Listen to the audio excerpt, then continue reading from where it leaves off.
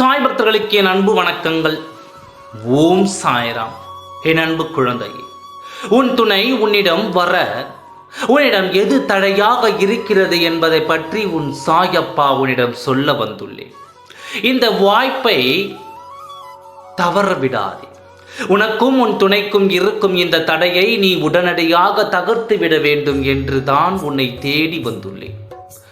இன்னும் உன் வாழ்க்கையை வீணடிக்காமல் உடனடியாக இதை கேட்டு உன் வாழ்வை நீ சரி செய்து தான் ஆக வேண்டும்.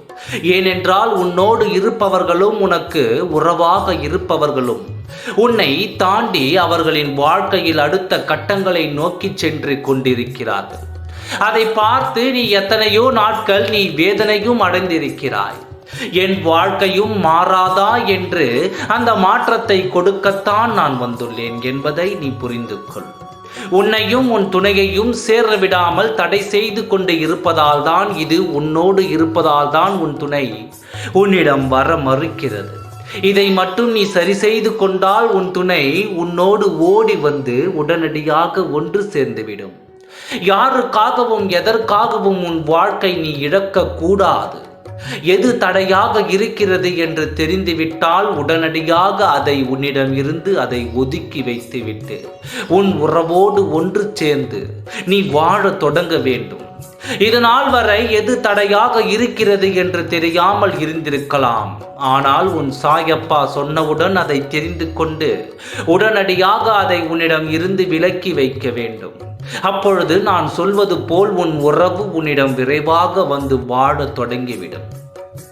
எந்த தடைகளும் இல்லாமல் எல்லோரை போலவும் உன் வாழ்க்கையில் நீ உயர்ந்து அடுத்த கட்டத்திற்கு நீ சென்று விடலாம். உன் வாழ்க்கை வீண் போவதை உன் சாயப்பா நான் விரும்பவில்லை. உன் வாழ்க்கையில் உனக்கு வேண்டியதை நீ பெற்று நீ சிறப்போடு வாழ வேண்டும் என்று தான் நான் விரும்புகிறேன். ஆனால் நீ அதை செய்வதாக இல்லை. சரிவர நீ செய்தாலே உன் வாழ்க்கையில் இருக்கும் எல்லா பிரச்சனைகளும் நீங்கி நல்லதொரு வாழ்க்கையை எல்லோரை போலவும் நிம்மதியாக நீ வாழ்வாய். ஆனால் அதற்கு நீ சரிவர வேண்டும். முதலில் உன்னுடன் இருக்கும் அவநம்பிக்கையை தூக்கி போடு. உன் இல்லத்தில் அது நிறைந்து இருக்கிறது. எப்பொழுதும் எதிர்மறை எண்ணத்தை நினைத்து வைத்து கொண்டு எப்பொழுதும் வேண்டாதவைகளையே உன் மனதினில் ஒட்டி கொண்டு எப்பொழுதும் வேண்டாத வார்த்தைகளும் வேண்டாத செயல்களும் மற்றும் உன் உள்ளத்தை நீ சுத்தப்படுத்த வேண்டும். அப்படி இருந்தால் எதிர்மறையான விஷயங்கள் உன் வீட்டை தாண்டி ஓடி போய்விடும்.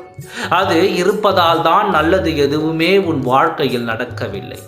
உன் வாழ்க்கையும் ஒன்று சேராமல் உன்னை விட்டு பிரிந்து இருக்கிறது. எதிர்மறை எண்ணங்கள் இருக்கும் வரை நேர்மறையான காரியங்கள் நடக்காது அல்லவா? இதை நீ ஏன் புரிந்து கொள்வது இல்லை? உன்னிடம் இருக்கும் எதிர்மறையான எண்ணத்தை சுத்தம் செய். தானாக உன் இல்லமும் சுத்தமாகிவிடும். தானாகவே உன் துணை உன்னை தேடி வந்து விடுவார். நான் சொல்வதை நீ செய்தால் நான் சொல்வது கட்டாயம் உனக்கு நடக்கும். ஓம் சாய்ராம். நன்றி, வணக்கம்.